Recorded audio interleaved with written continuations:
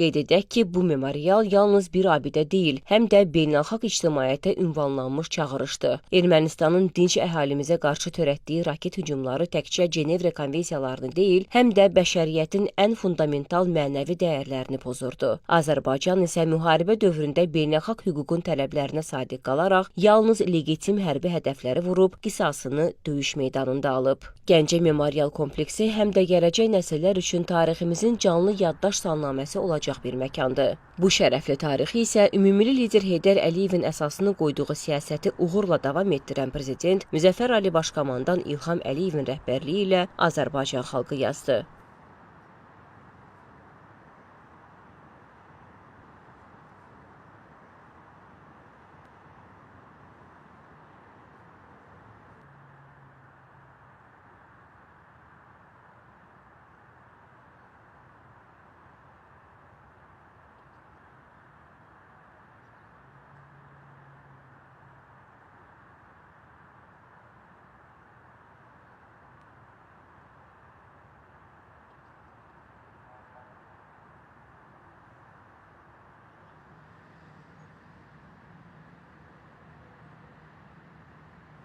Allah şəhidlərimizə rəhmət eləsin.